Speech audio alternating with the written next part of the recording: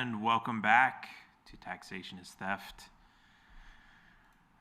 the show that talks about all the ways the government is ripping you off and screwing you. Broadcasting live on Facebook and YouTube from an underground bunker deep within the jungles of Mexico. I'm Dan, Taxation is Theft Berman, former candidate for President of the United States, currently in the race for Governor of Texas. And today I have a very special guest, Vicky Rose. She's an advocate for Kratom and a candidate for the Mississippi House of Representatives. And there's a real tragic story that coincides with this. We're going to talk about her campaign, but unfortunately, she lives across the street from the police station. That's not the unfortunate part. The police know her, they know her family, and they know her dog, but one day when her dog got loose, a cop came out and shot it in the face right in front of her kids. The pup survived, but there will be no consequences for the cops, of course. Luckily, the pup survived, but that's not always the case. But we'll talk about that in the situation and what's going to happen with that.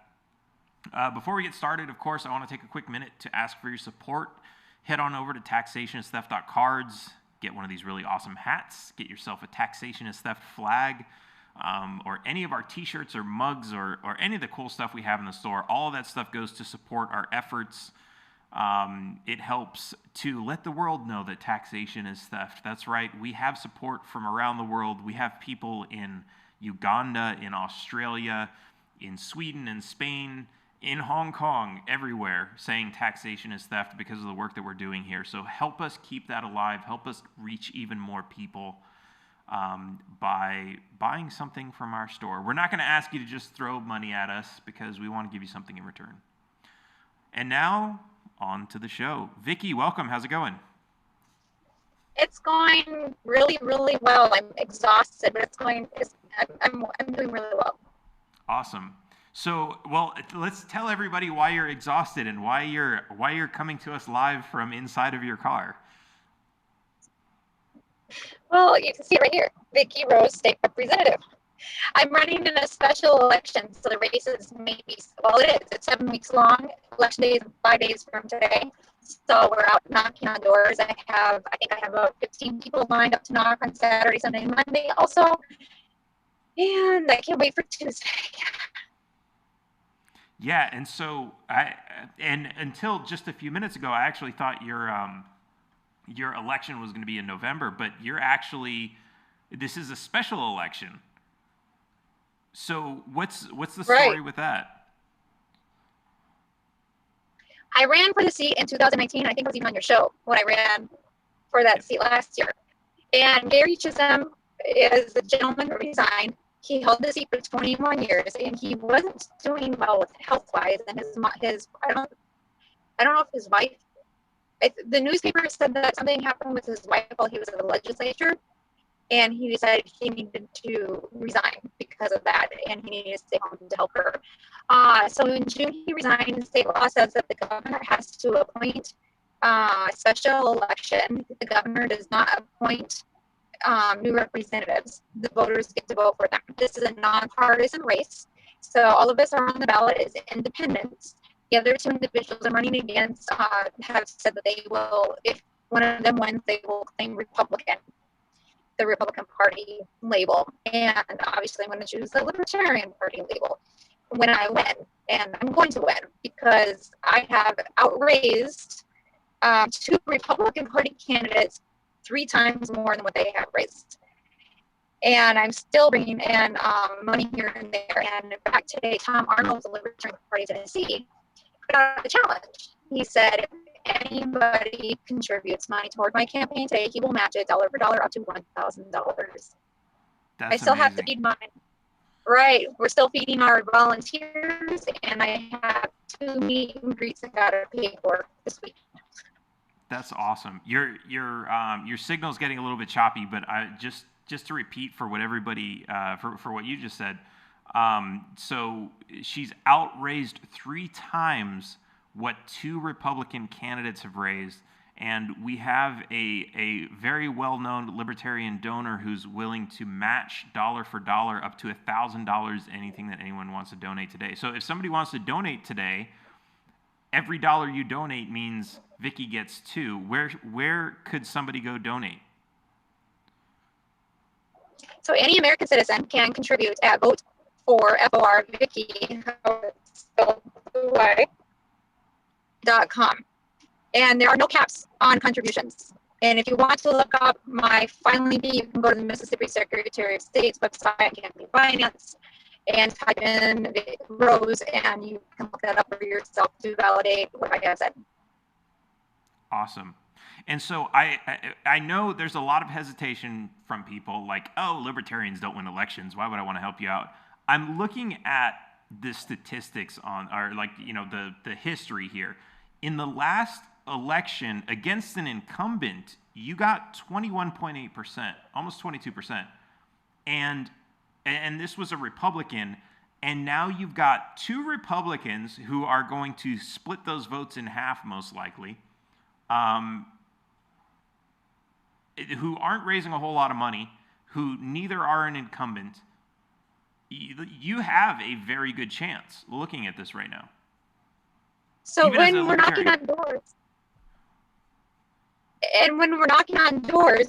we're hearing a lot of, I voted for her last time, I'm going to vote for her again. And that's important because this is a special election.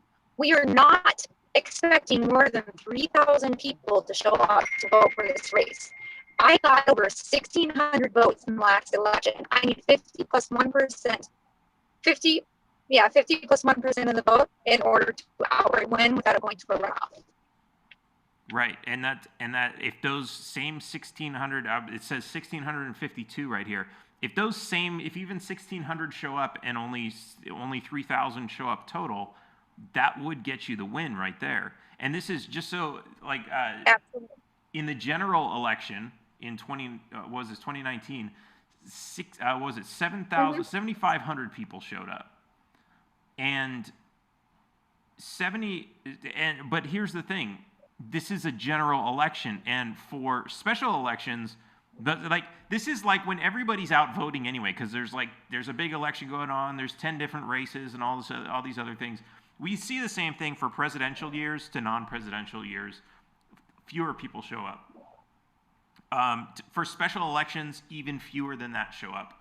And so this is really interesting because for libertarians, our vote count doesn't always go down like the regular vote turnout, because a lot of the people who are voting for libertarians are people who actually know the candidate and they're coming out to support the candidate. So this is really an amazing opportunity. And for anybody who's thinking like, hey, I've got a few bucks and I want to help a libertarian get into office, I think this is an extremely good race to bet your money on. These are really good odds here. Well, I love how you use that language, because so far my largest contributor is Bill Perkins. You see that on my filing report, and he is a professional poker player. So if a professional poker player who has won over $5 million playing poker can look at my race and bet on me, I think you can too. Yeah, that's really amazing. Wow. So let's talk about what happened with your dog, because I'm a dog lover, and this really pissed me off when I heard about it. And I know you don't want to tell too much about it because you don't know. Well, I'll let you say why, because I don't know how much I'm allowed to say or not say about it. So I'll let you do the explaining.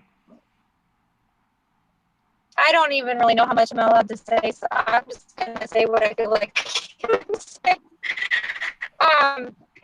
My dog got out, and I live in town in West Point. We're a town of about 12 to 13,000 people. I live right across the street. My front window looks out at the backside of the police station. My kids were riding their bikes next door to the police station in the parking lot for the school district office, which they do when there's no cars over there. And it's easy to keep an eye on them, just riding around in circles. The dog is a healer, half pointer. By nature, an Australian or a blue shepherd, blue healer will protect the herd or their people. He there is an officer who was walking to the back of the building. He's actually an investigator. He only had his gun on him because he's an investigator. He had no mace. He didn't have a taser. And he was looking down at his telephone. So he didn't see the dog come. And the dog runs around in front of my kids and starts barking at the police officer. The officer in his report, or the officer was asked, because the sheriff's department did its own investigation, asked, did you not feel like you could kick the dog or, push it out of the way? I thought I would get bit. So that night when it happened at about 4:15. I ran over to the city hall meeting, which happened at 5:30, because I knew that the police chief was going to be there. He's there at every city hall meeting. And I pulled Avery Cook aside and I asked him about what happened. And I asked him, what's your protocol when it comes to dogs? And he said, actually, it's up to the discretion of the officer and what they feel most comfortable with. If they feel like they are threatened, then it's up to their discretion. Well, this investigator felt threatened. The dog was barking at him. He tried to walk away 2 or 3 times. He tried to come back. I mean, all he did was take 2 or 3 steps. The dog wasn't lunging at him, but he felt like he couldn't get to his police car. Now, the dog catcher was inside of the police building of the station that when this happened. City code says an officer is supposed to call if there is an animal loose. They're supposed to call the dog catcher, and he didn't do that. They get fined $50 if they don't do it. I don't even know if he's been fined. When it happened, there was a lot of outrage online and people very upset about it, and I can understand, and especially with people who are animal lovers and with the trigger happy nature of some individuals, not even probably the majority, but we get a lot of attention for it, right? I can understand the frustration and people being wanting to see his head roll or see him fired. But I went on social media and said, guys, we don't know the background of the police officer or what filters he's operating through and why he might have chosen to do that. Let's err on the side of innocent until proven guilty. Let's stop slaughtering people. We're based on a system of innocent until proven guilty. And it helped a lot of people calm down just by me saying that, because I'm like, this was my dog. I hope that you can respect this and approach it that way. And I still feel the same way about that. But our sheriff's department has more training. The sheriff deputies are out in the county a whole lot more than the police officers, and they encounter animals a lot more frequently.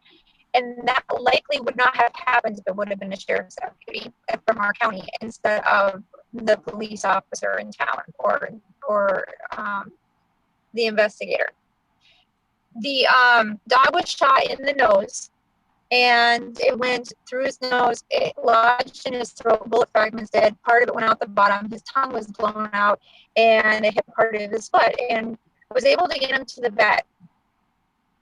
And I saw her working on the dog, and my 12-year-old was with me. I had 8 kids, but so Michael was with me. I didn't want to bring all of them, and I needed help with the dog, of course. She lost him on the table. I saw her doing chest compressions and whatnot, and throw her hands up, and I'm like, he's such a good dog. He's just like, 16, 17, 18 months old, 37-pound dog. And healer's nip. And he might have maybe bit his wrist or something to get him to go away. And I just kept telling the puppy how good he was and how he didn't deserve it. And we were crying, and they had pulled all of the stuff out of him. And I started talking to our vet, and I said, so what do we do about the disposal of the body? And we just started talking about that. And I saw it out of the corner of my eye, and I didn't register. And the vet tech said, oh my gosh, he just took a breath. And he did, you're right. It's like, I saw his chest move up. No one was touching him. She had declared him dead like almost 5 minutes prior to this. Wow. And nobody was touching him. And he came back to life. And so then when he couldn't eat, because he was in pain and he couldn't take pain medicine, and we had to bring him back to the vet so they could give him IVs for pain meds. She finally did pull a very large portion of the bullet out of his throat. And then within hours he was eating. But when people were seeing the hard time having, they were like, well, why don't you just put it on? I said, this dog came back to life by itself. I am not deciding for him if he is going to live or die. He can decide for himself. But the next day, my 10-year-old came to me and he was crying and he said, I don't want to be a police officer anymore because I shot Buster. And I said, you know what? If you want to be a police officer or a private security person or whatever, you can be one of the good ones. You can be one of the ones who has self-control and who helps people. So today he's talking about being a scientist, though. Wow, that's really amazing. And I'm glad he made it out of that.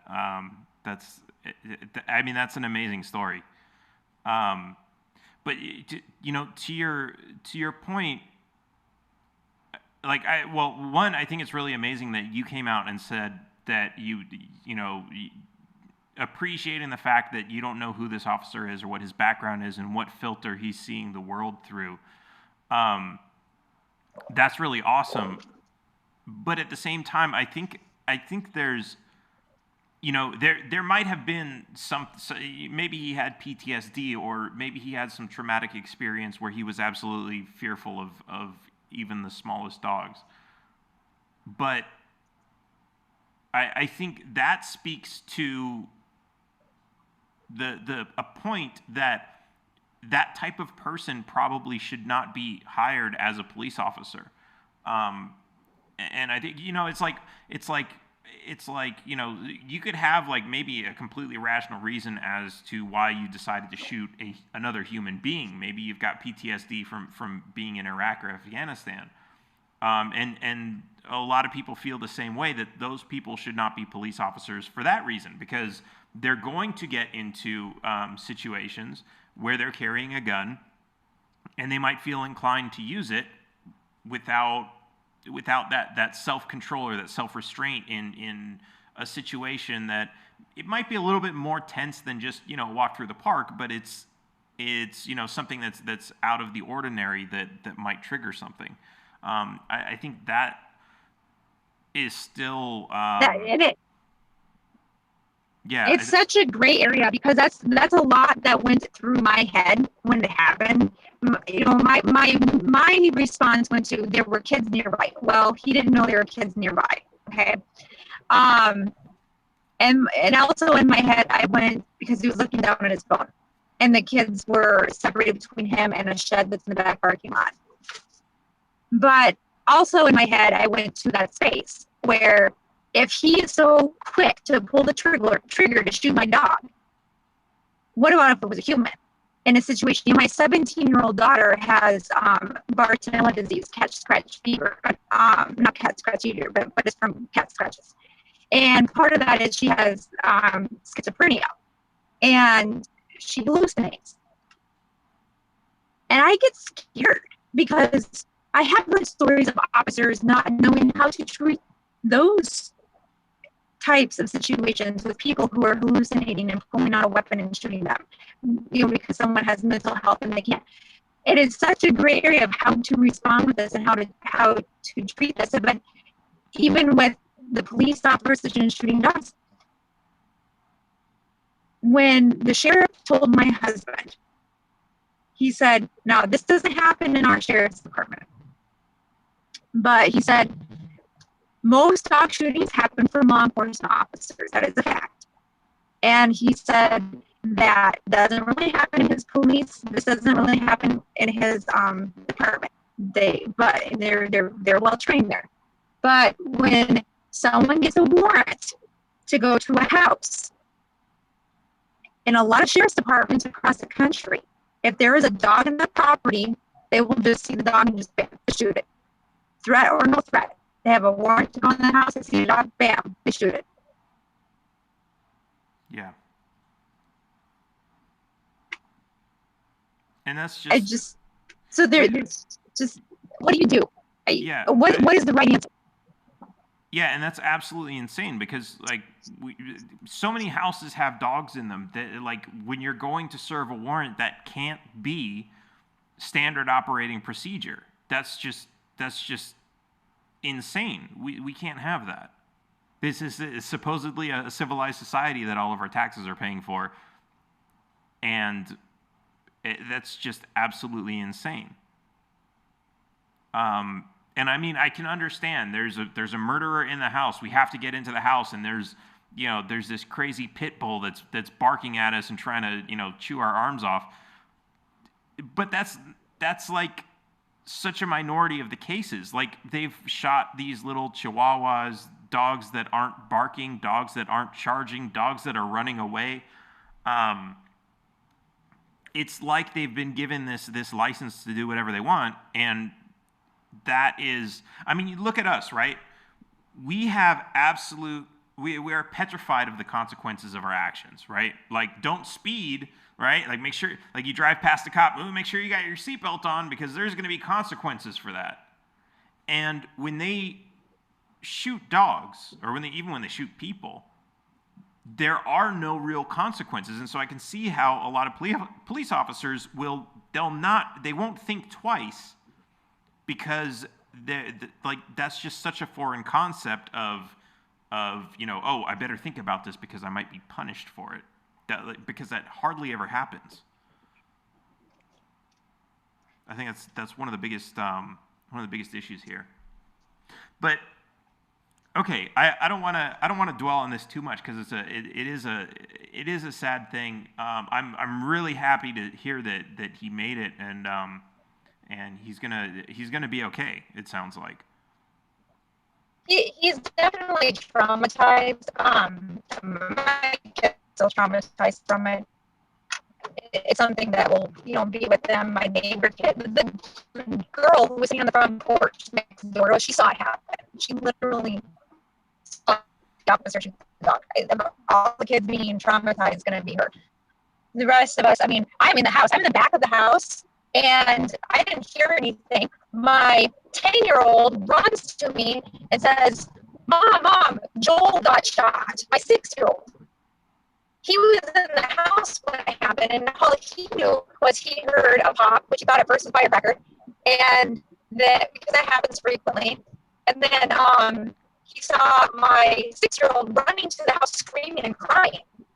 And I ran out the front door. And he's like, "Oh no, the dog!" And I turn around and I look, and there's my dog laying underneath the coffee table. My house looked like a murder scene.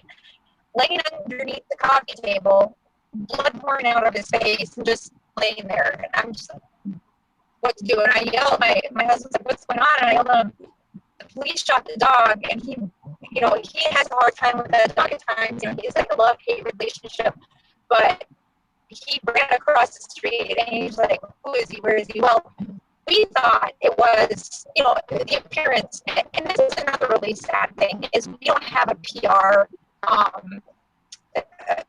person within our police department. We really need one because we did not know that it was standard protocol that every time a firearm is discharged, they immediately have to go in and file a report. Well, he didn't have this radio with them, so we couldn't do it. So he went into the building to file a report and follow protocol. It had the appearance of, let's circle the wagons and protect our own. Because my husband ran out there saying, "Where is he? I want to talk to him. I want to find out what happened. Why in the world did you do this? How dare you do this?" And we couldn't even talk to the guy.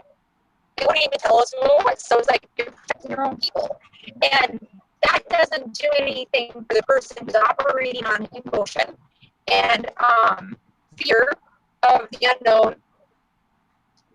And then the entire community, hearing about it.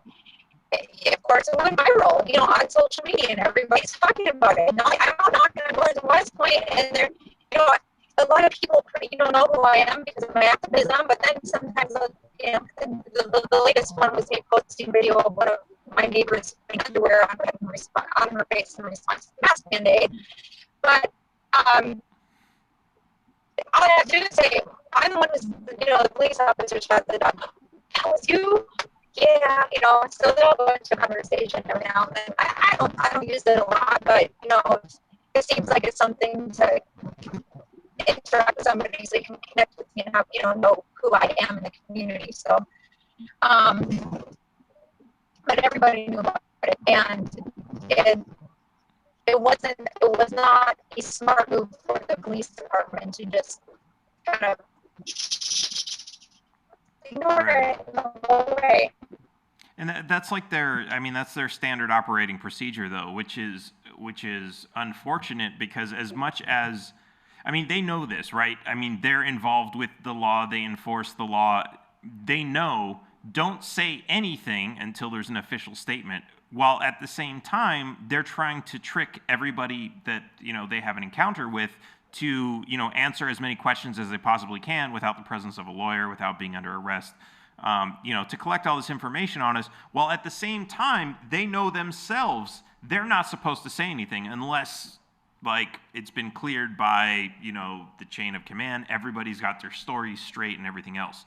And I think that's really tragic because, I get it.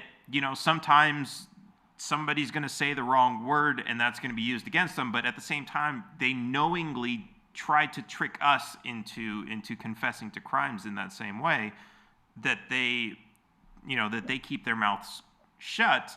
And it's really frustrating because even when they should, they don't like even revealing officers' names. Especially while all these protests are going on, or even during traffic stops. I've seen people recording traffic stops and they ask the officer what's his name and he doesn't want to say his name. And this is just sometimes they'll point to their badge and say it's right here, and it's like, you could say your name. You don't have to be an asshole. You can just act like a human being, act like you're trying to treat other people like human beings. And it's like they know that they need to put up the stone wall and they need to keep us from doing the same. And I really feel like that creates an incredibly strong division between us and them.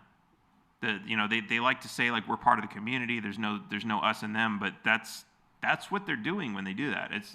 I know it sucks. One of the things we need to remember is, one of the keywords in my campaign is servant leadership. That's one of the things that I bring to the community, is operating from a place of being a servant for the people that I represent. Your dollars, taxation is theft, but our taxpayer dollars are going to pay for these public servants to work for us, to watch out for us. And they are allowed to get away with things because of the nature of their position that they hold.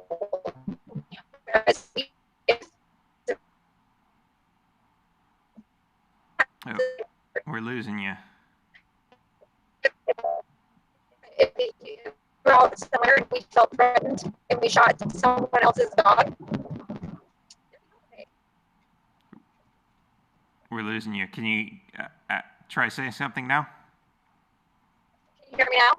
Yeah. There we go. Okay. There we go. If we were out somewhere and we felt threatened and we shot our neighbor's dog or something of the nature, there would be hell to pay. Right. Yeah, it's a different set of rules. Mm-hmm. Right. That's right. So let's talk more about your campaign. Yeah. What? Okay. Go ahead. That's fine. What did you want to say something else? As long as the signal is good, I'm good to stay on. We're heading to another neighborhood. There's a cell tower right here. I think we would be okay. We were just in a rural area for a moment. All right. I heard about half of that. If you do you need to get going to I know you're in case anybody missed it, you're out there knocking on doors as we speak. Well, you're taking a break right now, but you're out there knocking on doors to make sure you get these votes for the special election that's coming up next week. And a quick reminder for anybody that's listening, if you want to head over, what's the website? Vote for FOR Vicky. I like this shirt here. Let's see here. Vicky taxationistheft.info.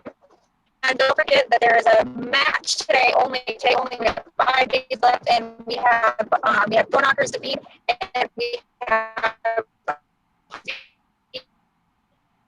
Vote for we just lost you again. I'll fill everyone in.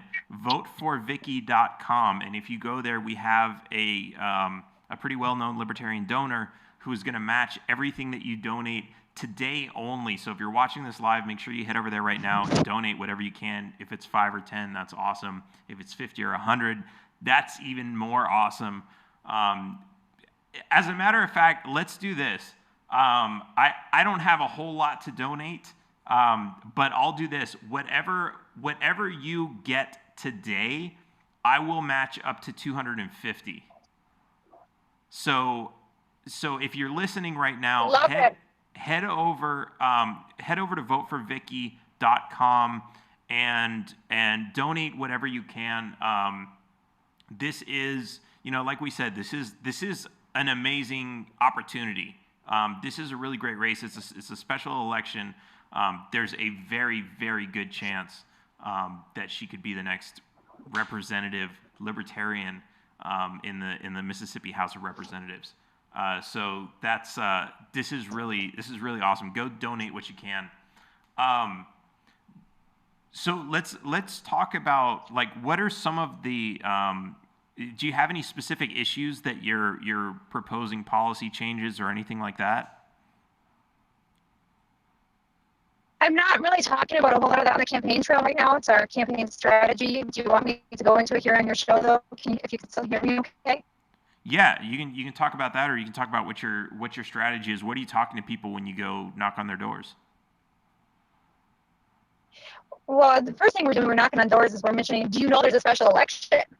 The governor picked this really odd, weird date when he could have set it for November 3rd when there's more people out at the polls. He did that for a special election seat for a state house seat that the man resigned in April. Okay. Gary resigned in June, and he sets this for September 22nd. Republican governor, Republican district, you do the math, right? So we are letting people know that there's a special election. Maybe there'll be a bigger voter turnout than they thought.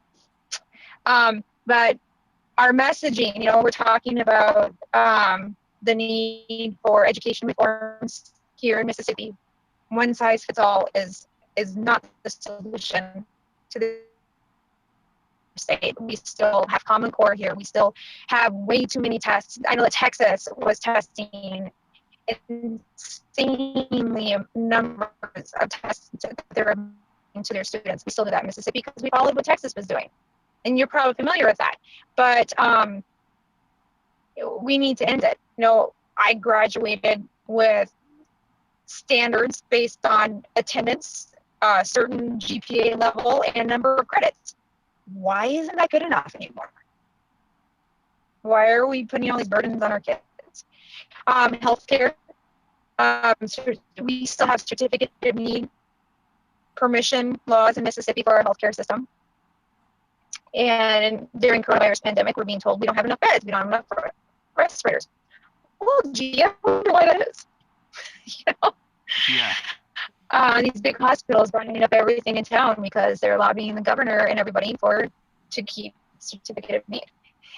We've got, so that's, we have a lot of other issues in healthcare. Mississippi's 50th and everything pretty much in the country. We were just there was a report done, and it came out in the Clarion Ledger, the state's newspaper, on Sunday, that said Mississippi is number 51 when it comes to health care. I'm sorry, did 51. You say?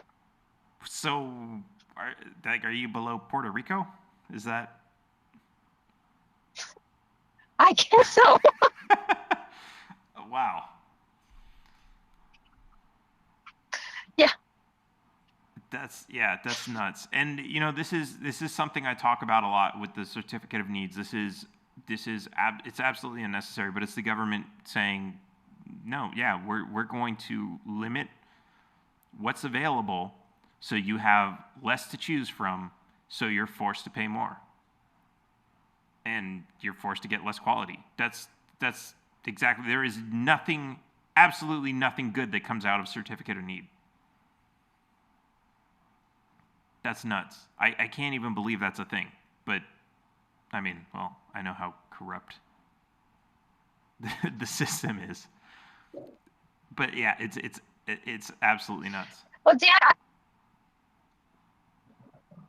I'm going to have to head here. We've only got another hour and 20 minutes to knock, and we would like to hit another 100 doors if we can here. So I really appreciate this opportunity. And after I win on Tuesday, give me a call. I'd love to be back on your show.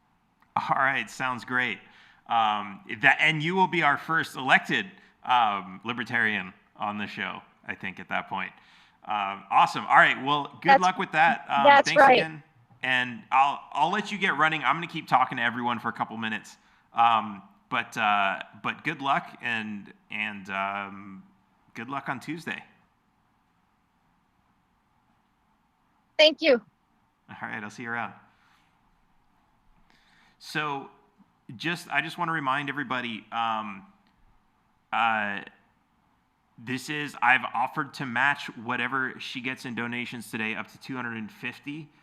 We have another libertarian donor who's offering to match up to $1,000. So what that means is if you donate $10, she's going to get $30. If you donate $100, she's going to get $300. No, sorry. Yes, that's right. If you donate $100, she's going to get $300. So please go to voteforvicky.com. I don't want to say I don't donate to a lot of libertarian candidates because I do, but this, I think I definitely don't donate that much. But this is something that absolutely, this is an amazing opportunity. I just want to repeat some of these statistics. 7,500 people showed up to vote in the last general election. This is a special election, so probably half that. Half that is going to be about 3,200 people. And she got 1,600 in her last election. Now, she's already got support because this is the same race. She's already got the same supporters in the same district. And she's going door to door with a group of volunteers. She's knocking on every single door. She's going to have even more support. And these 1,600 that came out to vote for her the first time they're not people who just happened to be out voting that day and thought that they would vote Libertarian. These are people who go out to vote for Libertarians. These are people who are going to show up for the special elections. So this really is an amazing opportunity. The incumbent is gone. She lost to an incumbent last time. She still got 22% almost, which is really good for a libertarian. She got 22% against an incumbent, which is, this is people going to, vote Republican. But not only that, this special election on Tuesday is nonpartisan. So that means people don't get to see what party these people are for, which means that anybody who does show up, first of all, the people who are straight party voters who don't know who's even running, they're probably not even going to show up. But nobody's going to show up and be able to say Republican, Republican, Republican down the list because that's not an option. This is a nonpartisan election now. The two people that she is running against are Republicans. So anybody who is a Republican and is aware of the race and is aware of who these people are, they have two Republicans to choose from, which means their votes can be diluted. So, and she said that this race requires 50% plus one, which is interesting because let's just say, for whatever happens, if she gets 30%, even if she gets 20%, which is, she got more than 20% last time, if she gets 20%, there's 80% left. If these two Republicans split that down the middle, neither one of them has 50%. So probably what's going to happen is they're going to eliminate the person at the bottom.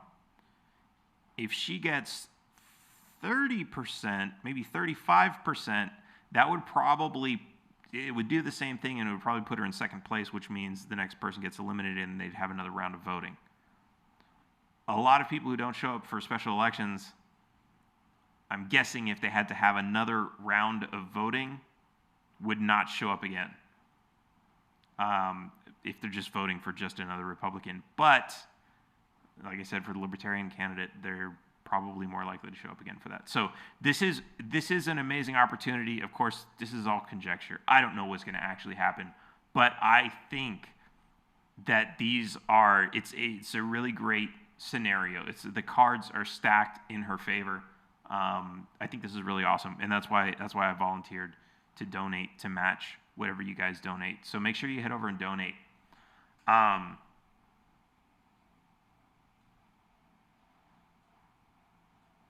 Yeah, this is awesome. I guess that's all I have to say about that.